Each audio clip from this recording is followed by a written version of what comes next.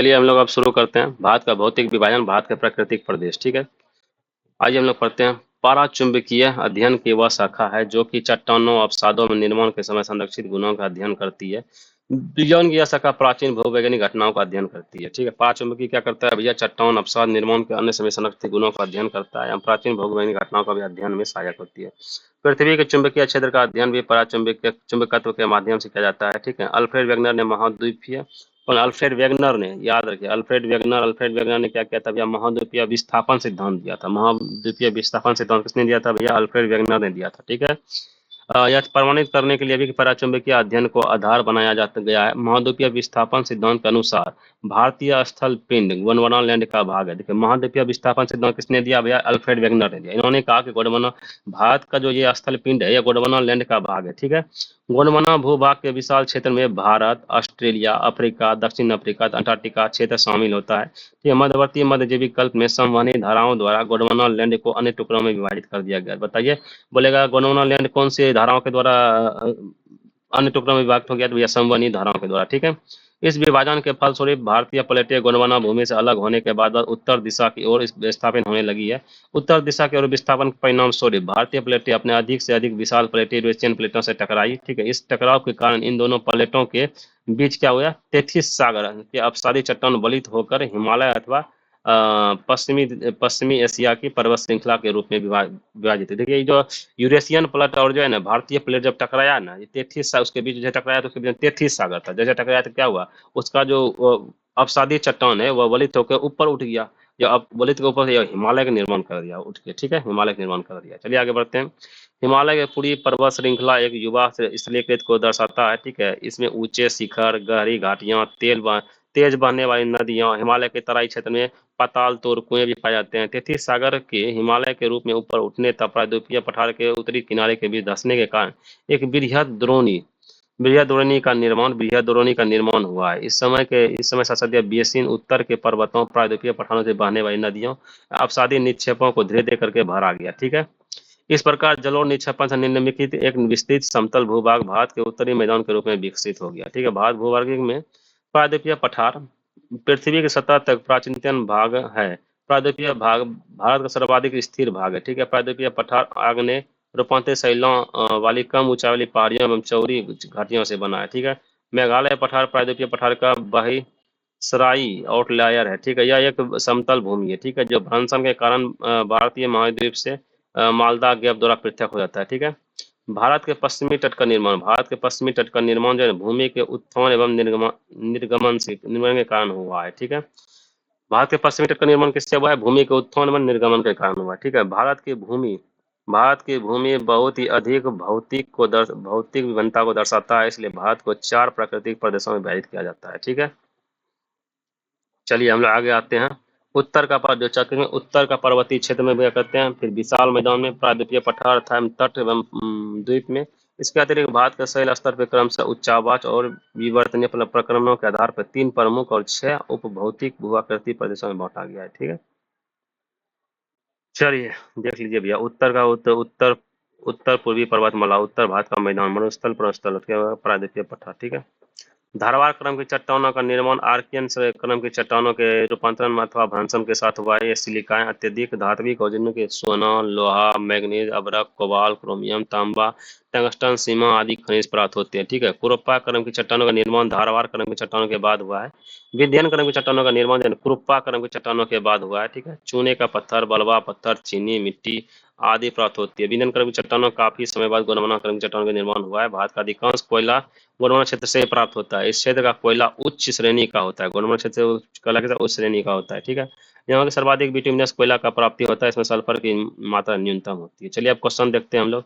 भारत के उपबंध भारत के उपबंध पूरा चुंबकीय परिणामों से संकेत मिलते हैं कि भूतकाल में भारतीय स्थलीय पिंड सरक रहा है। जो भारतीय स्थल पिंड जो है ना सरक रहा है, ये किधर की ओर सरक रहा है भैया? उत्तर की ओर सरक रहा है। कहाँ? उत्तर की नहीं बोले। गोंडवाना लैंड से क्या करता है? गोंडवाना लैंड टूट के कैसे गया? इसे भारत तेथिस सागर दबाते हुए ऊपर जा रहा है। अभी भी क्या कर रहा है? धकेल रहा है इसको, क्या उत्तर की ओर धकेल रहा है। ठीक है, चलिए आगे बढ़ते हैं हम लोग।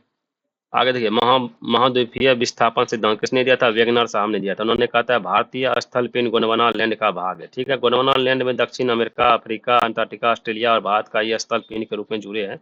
मध्यवर्ती मध्यजीवी कल्प में गोंडवाना लैंड विशाल भूखंड का विखंडन हुआ। इसमें जो भारतीय स्थल के पिंड उत्तर की ओर विस्थापित हुआ है। ठीक है, आगे जाते हैं। भारतीय उपमहाद्वीप मूलतः एक विशाल भूखंड का भाग है जिसे कहते हैं, बताइए कौन सा है? गोंडवाना लैंड है हमारा भारत। ठीक है, भारत कितने प्राकृतिक प्रदेशों से विभाजित है? बताइए, भारत में कितने प्राकृतिक प्रदेशों से विभाजित है? बताइए कितने? चार चार प्राकृतिक चार प्राकृतिक प्रदेशों से विभाजित है। बताइए कौन कौन सा है? उत्तर का पर्वतीय क्षेत्र, विशाल मैदान, प्रायद्वीपीय पठार एवं तट एवं द्वीप। ठीक है, चार गो क्षेत्र कौन कौन? उत्तर का पर्वतीय विशाल क्षेत्र, पर्वतीय क्षेत्र हो गया जो पर्वत में आ जाएगा उत्तर में, हिमालय वगैरह। विशाल मैदान आ जाएगा। ठीक है, उसके बाद प्रायद्वीपीय पठार आ जाएगा, उसके तटीय द्वीप आ जाएगा। ठीक है, भारत को 6 उपभौतिक भू आकृतिक प्रदेश में बांटा गया। ठीक है, बोलेगा उपभौतिक में कितना है? उपभौतिक 6 गो प्रदेश में बांटा गया। और बोलेगा आपको प्राकृतिक प्रदेश में तो भैया 4 गो। ठीक है, उत्तराखंड के किस भाग में पाताल तोर कुआं पाया जाता है? बताइए, उत्तराखंड के किस भाग में पाताल तोर कुआं? तराई भाग में। कौन? तराई भाग में। उत्तराखंड के किस भाग में पाताल तोर कुआं पाया जाता है? भैया तराई भाग में। ठीक है, पाताल तोर कुएं ऐसी प्राकृतिक जल स्रोत होती हैं जो धरातल से स्वतः ऊपर की ओर स्वतः प्रकट हो जाती है और यह सतह पर जल निकलता है, परंतु जल का स्रोत में पाताल तोर कुओं में अंतर होता है। प्रथम में जल स्वतः ऊपर आ जाता है, परंतु दूसरे दूसरे के लिए पाताल तोड़ मनुष्य को धरातलीय स्तर पर पहले कुआं खोदना पड़ता है और बाद में जल स्वतः निकलने लगता है। पाताल तोड़ कुआं भारत में तराई क्षेत्र में पाया जाता है। ठीक है, पाताल तोड़ कुआं भारत में कहाँ? तराई क्षेत्र में पाया जाता है। चलिए हम लोग निकलते हैं आगे की ओर। भारत में भू आकार की संरचना के संबंध में निम्नलिखित कथनों का मनन कीजिए। ठीक है, संरचनात्मक दृष्टि से मेघालय पठार का दक्कन पठार का एक विस्तारित भाग है। क्या संरचनात्मक दृष्टि से मेघालय पठार जो दक्कन पठार का ही भाग है? मेघालय पठार का ढक्कन मेघालय कहाँ है? ढक्कन पठार यहाँ आता है, कैसे हो जाएगा? नहीं होगा। कश्मीर घाटी की रचना सब नीति में हुई है। कश्मीर घाटी की रचना सब नीति में हुई है। आइए देखते हैं आगे इसका। बताइए, गंगा मैदान की रचना क्या है? एक अग्रगत में हुई है। हिमालय की उत्पत्ति भारतीय प्लेट एवं यूरोपीय प्लेट था चीनी प्लेट त्रिकोणीय विसरण के फलस्वरूप ही। हाँ भाई, थी नहीं नहीं, चीनी कौन? गोंडवाना लैंड के प्लेट से हुई है ना, इससे हुई है। इसमें मतलब कौन सा कथन सही है? इसका कथन सिर्फ का 1 और 2 3 सही हो जाएगा। आइए देखते हैं। मेघालय पठार प्रायद्वीपीय पठार का बहिसारी है। यह एक समतल भूमि है। ठीक है, जो भ्रंशन के कारण भारतीय उपमहाद्वीप से मालदा गैप के द्वारा पृथक हो गया, अतः एक कथन सही है। ठीक है, क्या बोला? मेघालय पठार जो है ना प्रायद्वीपीय पठार का बहिर्षी भाग है। अच्छा अच्छा, हाँ। मेघालय पठार प्रायद्वीपीय पठार का ही बहिर्षी भाग है। यह एक समतल भूमि है जो भ्रंशन के कारण धंसने के कारण भारतीय उपमहाद्वीप से मालदा के पृथक हो गया। ठीक है, मालदा के पृथक, एक सही हो जाएगा। कश्मीर घाटी की रचना हिमालय के समभिनीति में हुई है, अतः 2 भी सही। कश्मीर घाटी की रचना क्या? हिमालय के समभिनीति में हुई है, अतः 2 भी सही है। श्वेस के अनुसार गंगा के विशाल मैदान की उत्पत्ति तब हुई जब प्रायद्वीपीय दृढ़ भूखंड में हिमालय के दक्षिण की ओर प्रसार को रोका, तो हिमालय के उच्च बलन के समक्ष एक अग्रगर्त पैदा हो गया। ठीक है, यह अग्रगर्त एक विशाल भूनति के भांति था। हिमालय से निकलने वाली नदियों द्वारा नियंत्रण लाए जा रहे अवसादों को यह अग्रता धीरे धीरे बढ़ता रहा। ठीक है, बाद में इस विशाल मैदान का निर्माण हुआ। ठीक है, अतः कथन 3 भी सही है। ठीक है, हिमालय की उत्पत्ति भारतीय प्लेट और यूरेशियन प्लेट की टक्कर से हुई है। हिमालय प्लेट भारत और यूरेशियन प्लेट यूरोपियन प्लेट की टक्कर से हुई है। ठीक है, निम्नलिखित में कौन सा कथन असत्य है? निम्नलिखित में कथन कौन सा असत्य है? नेक्स्ट आता है टॉपिक। आइए आगे बढ़ते हैं। भौमिक दृष्टि से प्रायद्वीपीय क्षेत्र भारत का सबसे प्राचीन भाग है। भौमिक दृष्टि से प्रायद्वीपीय क्षेत्र भारत का सबसे प्राचीन भाग है। नहीं भैया, नहीं है, नहीं पार्टनर।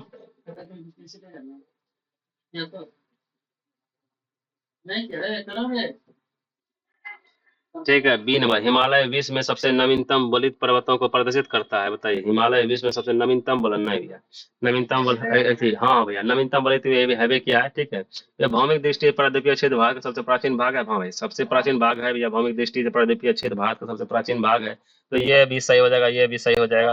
अच्छा, इसमें कहता है कौन सा गलत है? अच्छा, गलत कौन सा है ना? मतलब भारत में गोंडवाना से लेकर कोयले का वृहद भंडार। हाँ भैया, गोंडवाना क्षेत्र से लेकर कोयला का बहुत बड़ा भंडार है। ये भी तो सही है, तो गलती यही हो जाएगा। सी है ना, भारत के पश्चिमी क्षेत्र समुद्र तल पर निर्माण नदियों के जमाव के द्वारा हुआ है।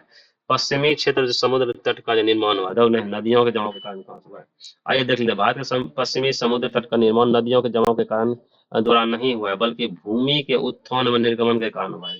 जो भारत का जो पश्चिमी समुद्री तट है, पश्चिमी जो समुद्री तट है, का निर्माण नदियों के जमाव के कारण न बल्कि भूमि के उत्थान और निर्गमन के कारण हुआ। ठीक है। भारत में कोयले का विशाल भंडार यहाँ के गोंडवाना शैलों में पाया जाता है। तो हिमालय से विश्व में सबसे नवीन बलित पर्वत में से एक है।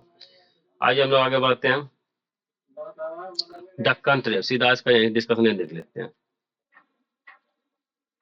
देख लीजिए हम। दक्कन ट्रेप की उत्पत्ति कौन क्रिटेशियस काल के अंतिम चरण में हुआ है। दक्कन ट्रेप की उत्पत्ति क्रिटेशियस काल के अंतिम चरण में हुआ। दक्कन ट्रेप की उत्पत्ति कब हुआ है भैया?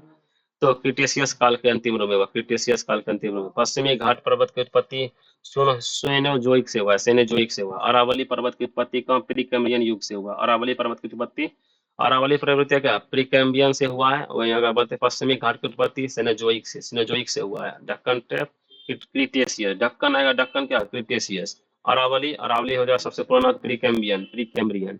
और उसका पश्चिमी घाट का बोलेगा तो सेनोजोइक से। ठीक है। नर्मदा ताप्ती जलोढ़ निक्षेप अत्यंत न्यूनतम काल में हुआ है। ठीक है। चलिए आगे बढ़ते हैं। केरल का कुटुनाड या कुटुनाड प्रसिद्ध है। बताइए किस लिए प्रसिद्ध है? बताइए।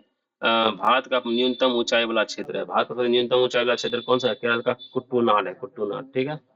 निम्नलिखित में से कौन मरुस्थल है? बताइए। सिंध क्षेत्र या गंगा क्षेत्र या मध्य भारत क्षेत्र या असम क्षेत्र?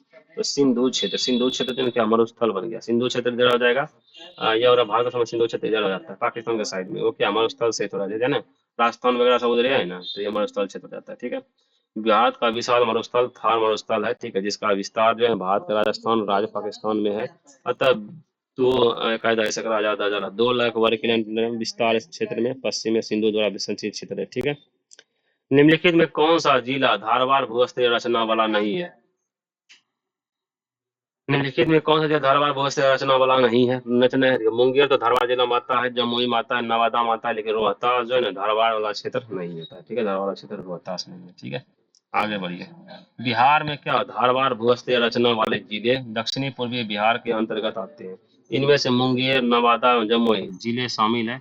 वहीं रोहतास दक्षिण पश्चिमी बिहार का भाग है। इस क्षेत्र में जो विंध्यन प्रकार की भूस्तर पाई जाती है। बिहार में विंध्यन भूस्तर रचना कैमूर एवं सोन नदी घाटी में पाई जाती है। ठीक है। निम्नलिखित में कौन सी चट्टान प्रणाली भारत में नवीनतम है? बताइए। नवीनतम चट्टान कौन सा हो गया? नवीनतम गोंडवाना चट्टान हो गया। नवीनतम हो गया गोंडवाना चट्टान, नवीनतम हो गया ना। आइए। धारवाड़ क्रम चट्टान का निर्माण आर्कियन युग में हुआ था। आर्कियन क्रम में हुआ था। ठीक है।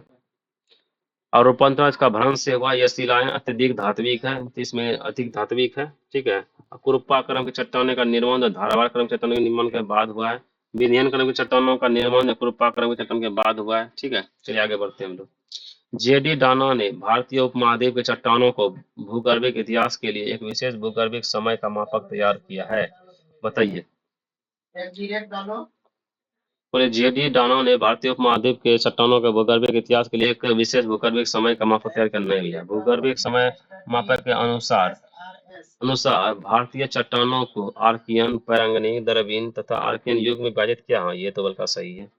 आइए। भूगर्भिक समय मापक के अनुसार भारतीय चट्टानों को आर्कियन, प्रांगणिक, द्रविड़ तथा आर्यन युग ने विभाजित किया है। हाँ भैया। भारतीय भूगर्भिक समय मापक टी एस हॉलैंड द्वारा लाया गया है। ठीक है। गंगा के मैदान को डैश के रूप में वर्णित किया गया। गंगा के मैदान को डैश के रूप में वर्णित किया गया। बताइए किसमें? पेडिप्लेन ने या पेनीप्लेन ने या जियो सिंक्लाइन ने या ये यहाँ से यह बताइए कास्ट प्लेन में। तो इसका आंसर क्या हो जाएगा? जियो बना हो जाएगा। ठीक है। क्या हो गया? जियो सिंक्लाइन इसका आंसर हो जाएगा। जियो सिंक्लाइन हो जाता है। ठीक है। गंगा मैदान को जियो सिंक्लाइन में अधिक कहता है। ठीक है। चलिए आइए हम लोग आगे बढ़ते हैं। उत्तर का पर्वतीय क्षेत्र प्रदेश पढ़ते हैं। इसका पूरा पढ़ के आइएगा हम लोग। उत्तर में क्या आ गया? देखिए यहाँ से आ जाता है मेरा ये हुआ तो आपका मैप।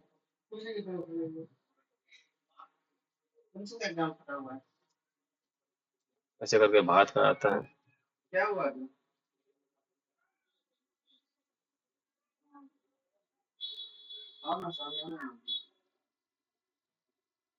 चलिए आगे बढ़ते हैं। आइए क्वेश्चन डिस्कशन करते हैं इसका।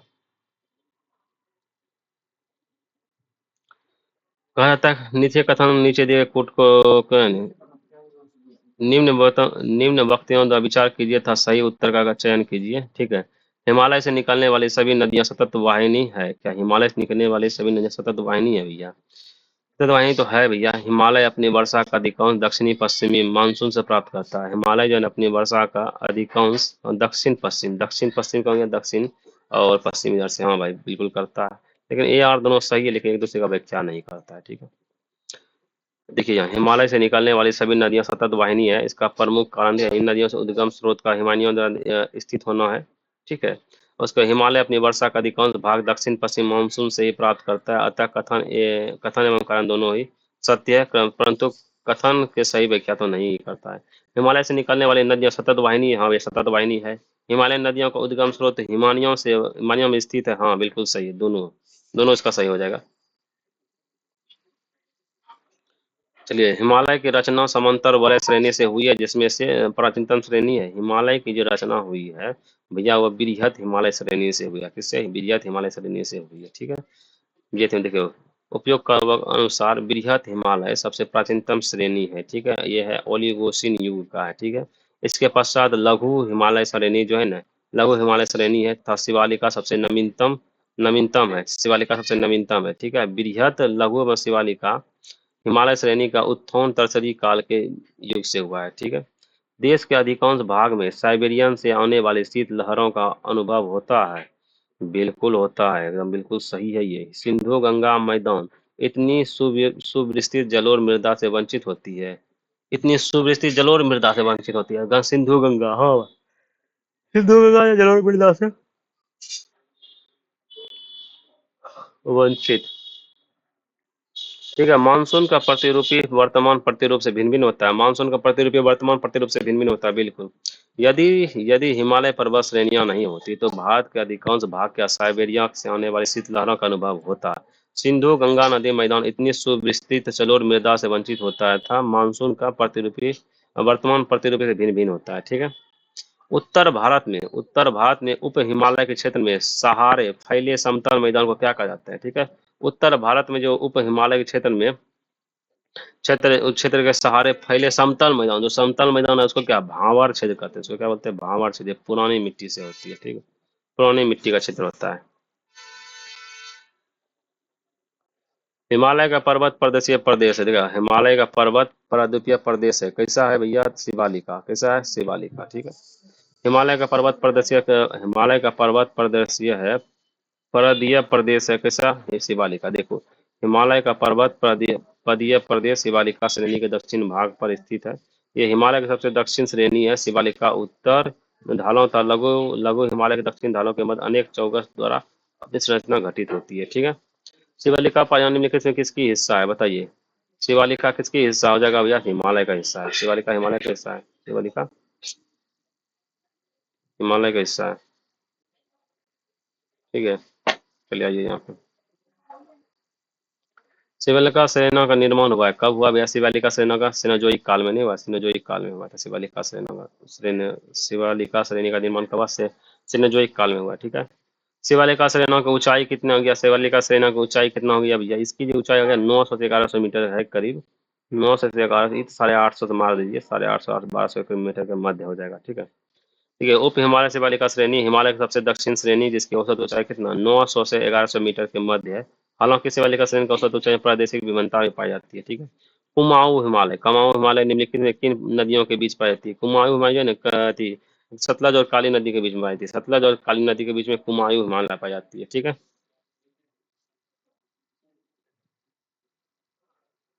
चलिए ऊपर आते हैं। ठीक है, कुमायूं हिमालय सतलज और काली नदी के मध्य स्थित है। वही सिंधु और सतलज नदी के बीच में क्या है? बीच के स्थित हिमालय के भाग को पंजाब हिमालय कहते हैं। देखिए, पहले आता है सिंधु, फिर आता है सतलज नदी, इसके बीच के भाग को क्या कहते हैं हम लोग? पंजाब हिमालय कहते हैं। फिर आता है क्या? क्या कहते हैं? सिंधु सतलज आ गया, उसके बाद आता है क्या? सतलज और काली नदी। सतलज और काली नदी के बीच में कौन सा हो गया? कुमायूं हिमालय हो गया। उसके बाद कौन सा आ जाता है? काली तिस्ता की नदी के बीच में जो है ना नेपाल हिमालय आ जाता है। और तिस्ता और दिहोंग नदी के बीच में कौन आ जाता है? तिस्ता दिहोंग नदी के बीच में जो है ना क्या कहते हैं ये वाला असम हिमालय आ जाता है। ठीक है, आइए हम लोग शिवालिका शैल समूह के दक्षिण भावर क्षेत्र उदाहरण है। क्या शिवालिका शैल समूह के दक्षिणी में भाबर क्षेत्र का उदाहरण है? शिवालिका, शिवालिका नहीं। गिरिपद की स्थिति का है, किसका? गिरिपद की स्थिति का है, किसका? आइए, भाबर मैदान शिवालिका के गिरिपद क्षेत्र के पश्चिमी में सिंधु एवं पूर्व में तीस्ता के बीच फैला हुआ है, जो 8 से 16 किलोमीटर क्षेत्र। इस मैदान का निर्माण कंकड़ एवं बजरी के जमाव से हुआ है। कंकड़ एवं बजरी के क्षेत्र में 8 से 16 किलोमीटर के क्षेत्र में हुआ है, ठीक है। ठीक है, गिरिपद स्थिति का है। चलिए, जब आप हिमालय की यात्रा करेंगे तो आप निम्नलिखित को देखेंगे: गहरे खड्डे को, युग घुमावदार नदी मार्ग को, समांतर पर्वत श्रेणियों को, या भूस्खलन के उत्तरी उत्तरदायी तीव्र ढाल को। हम सभी को देखेंगे। क्या बोलते हैं? सभी को देखेंगे। चलिए आगे बढ़ते हैं। नीचे दिए हुए जम्मू एंड कश्मीर के मानचित्र की जांच कीजिए। जम्मू यहाँ 1 2 3 4 से अंकित पर्वतीय श्रेणी का क्रमशः है। देखिए, 1 नंबर ये हो जाएगा, बृहद हिमालय हो जाएगा, जो ट्रांसपार हिमालय हो जाते हैं, ठीक है। उसके बाद ये 2 होगा, क्या होता है? लद्दाख, जास्कर हो जाएगा, काराकोरम, लद्दाख जास्कर काराकोरम, लद्दाख जास्कर काराकोरम, लद्दाख जास्कर काराकोरम, लद्दाख जास्कर काराकोरम श्रेणी का ये हो जाएगा, ठीक है।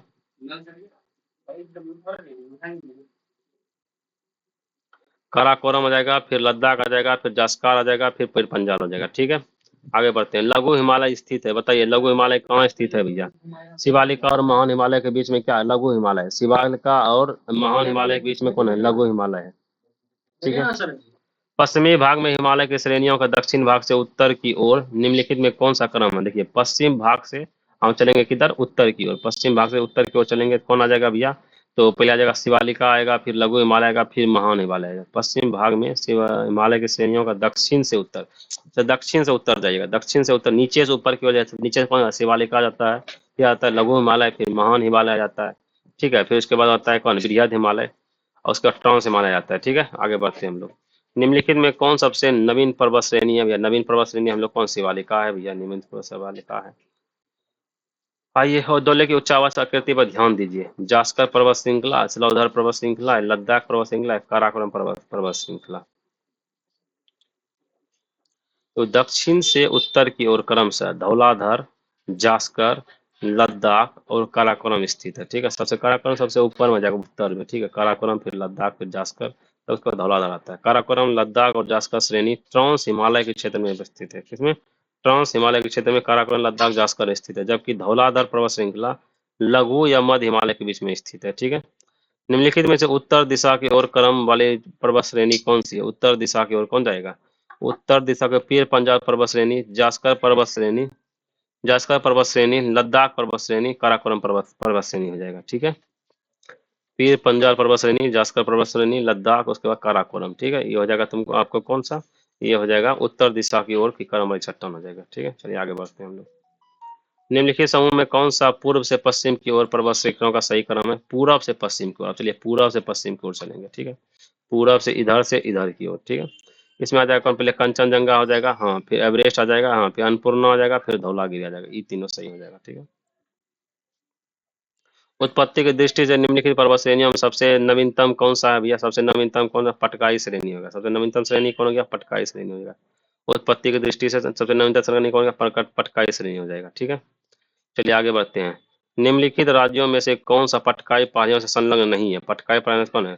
पटकाई में से तो नागालैंड आ जाएगा, मणिपुर आ जाएगा, मिजोरम, लेकिन त्रिपुरा नहीं आएगा, ठीक है। ये तीनों जो है ना पटकाई श्रेणी से रिलेटेड है। पीर पंजाल श्रेणी पाई जाती है। पीर पंजाल कहाँ है? जम्मू एंड कश्मीर में, जम्मू एंड कश्मीर में पीर पंजाल श्रेणी पाई जाती है।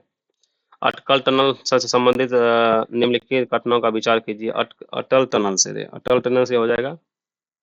इसका निर्माण सीमा और सड़क संगठन द्वारा किया गया है। हाँ भैया, बिल्कुल किया गया है। यह मनाली और लाहौल स्पीति घाटी को जोड़ती है। बिल्कुल सही है। यह हिमालय के पीर पंजाल पर्वत श्रृंखला के मध्य स्थित है। हाँ, ये भी सही है। यह भारत के लिए सामरिक दृष्टि से महत्वपूर्ण है। ये चारों इसका सही हो जाएगा, ठीक है। ये ऑप्शन में क्या? 1 2 3 4, हाँ, ठीक है, हमारी।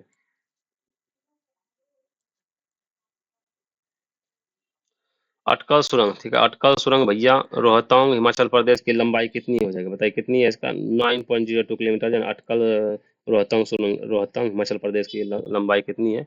9.02 किलोमीटर है, ठीक है। निम्न हिमाचल पर्वत श्रेणी में से किस पर्वत श्रेणी को अटकल ट्रेन पार करती है? बताइए अटकल ट्रेन पार किसको? पीर पंजाल करती है क्या? नहीं, पीर पंजाल, हाँ है, यहाँ पूर्वी पीर पंजाल। इन दो पर्वत श्रेणियों के मध्य कश्मीर घाटी स्थित है। कश्मीर घाटी किन दो मध्य श्रेणियों के बीच में स्थित है? तो ये बृहद हिमालय और पीर पंजाल के मध्य जो है ना कश्मीर घाटी है। बृहद हिमालय और पीर पंजाल के मध्य कौन है? कश्मीर घाटी है। ठीक है, बृहद हिमालय और पीर पंजाल के मध्य कश्मीर घाटी है। कश्मीर घाटी स्थित है वही बृहद हिमालय और पीर पंजाल के बीच। ये हो गया पीर पंजाल हिमद्री नदी पर्वत श्रेणी के मध्य हो जाएगा। ठीक है, निम्नलिखित में कौन अक्साई चीन का भाग है? अक्साई चीन का भाग कौन सा हो जाएगा भैया? लद्दाख का पठार नहीं हो जाएगा, लद्दाख अक्साई चीन का भाग है। ग्रेट हिमालय की ऊंचाई कितनी हो जाएगी? ग्रेट हिमालय की ऊंचाई जो है ना आपका 8,850 मीटर हो जाएगा। 8,850 मीटर है। ठीक है, हिमालय पर्यायवाची है। हिमालय भैया पर्यायवाची है मध्य हिमालय का, मध्य हिमालय का। ठीक है, भारत में हिमालय केवल 5 राज्यों में फैला हुआ है। बताइए क्या है? भारत में हिमालय केवल 5 राज्यों में फैला हुआ? नहीं भाई, पश्चिमी घाट केवल 5 राज्यों में फैले हुए हैं। पश्चिमी घाट 5 राज्यों में कैसे फैले हुए हैं? नहीं, ये भी गलत हो जाएगा। अ, क्या बोलता है कि उपयोग कथन में कौन सा सही है? सही देखो, भारत के हिमालय केवल 5 राज्य में, 5 राज्य में कौन कौन सा? उत्तरी क्या कहते हैं, हिमालय आ जाएगा, लद्दाख में आ जाएगा, उसके बाद जम्मू कश्मीर में आ जाएगा, उत्तराखंड में आ जाएगा, अरुणाचल प्रदेश में भी आ जाएगा। ठीक है ना, और इधर 4 गो हो जाएगा, एक और हिमाचल प्रदेश। हाँ, 5 गो राज्यों में भाई फैला हुआ है। उसके बाद ये 1 नंबर सही हो जाएगा। उसके बाद पुलिकट झील केवल 2 राज्यों में फैली हुई है। पुलिकट झील है ना, हाँ, केवल 2 राज्यों में भाई फैली हुई है। ये 1 और 3 सही हो जाएगा, लेकिन पश्चिमी घाट 5 राज्यों में नहीं होगा। ठीक है, पुलिकट झील भारत का सबसे दूसरा सबसे बड़ा चिल्का लेगून झील है। इसका विस्तार तमिलनाडु और आंध्र प्रदेश में है। ठीक है, तमिलनाडु और आंध्र प्रदेश में है। चलिए भैया, हिमालय पर्वत श्रेणी निम्नलिखित में से किस राज्य का हिस्सा नहीं है? उत्तराखंड का दैवीय किया है, सिक्किम का है, हिमाचल प्रदेश का, लेकिन उत्तर प्रदेश का नहीं है। ठीक है, भारत के निम्नलिखित में कौन सी श्रेणी नवीनतम श्रेणी है? नवीनतम श्रेणी कौन? अरावली हिमालय श्रेणी हो जाएगी, हिमालय श्रेणी हो जाएगी, ठीक है, जो शिवालिका होती है। ठीक है, निम्नलिखित में से कौन से भारत की नवीनतम पर्वत श्रेणी है? शिवालिका है क्या? अरावली नहीं, ये हिमाद्री श्रेणी आ जाएगा तब, हिमाद्री श्रेणी। निम्नलिखित दो कथनों के निम्नलिखित कथन एक दूसरे का कारण बताइए। क्या भारत में सर्वाधिक सघनता वाला भूकंपीय क्षेत्र हिमालय क्षेत्र में स्थित है? हाँ भाई बिल्कुल, हिमालय में कई अनुदैर्ध्य तरंग अनुदैर्ध्य उत्क्रम क्षेत्र अवस्थित है। ये दोनों सही है, और ए जन आर की व्याख्या करता है। ठीक है,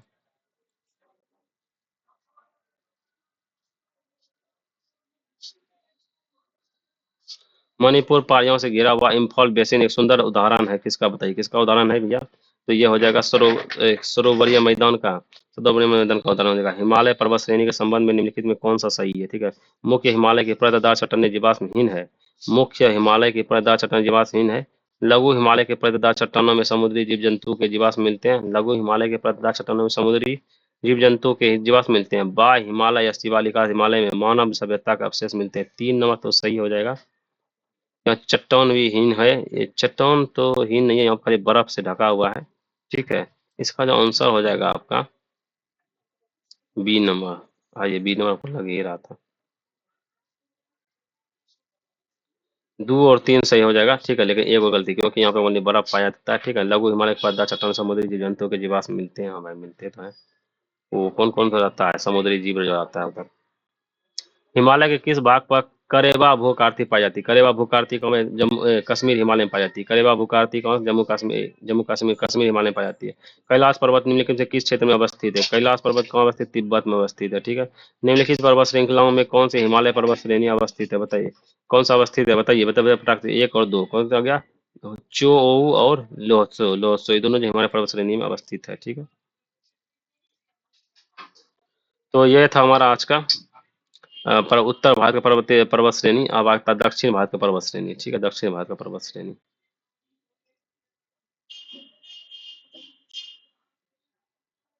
इसमें भी अच्छे क्वेश्चन है। कितना टाइम होगा? 28 मिनट। चलिए, दक्षिण भारत की पर्वत श्रेणी को हम कल पढ़ेंगे। आज के लिए इतना ही। जय हिंद, जय भारत।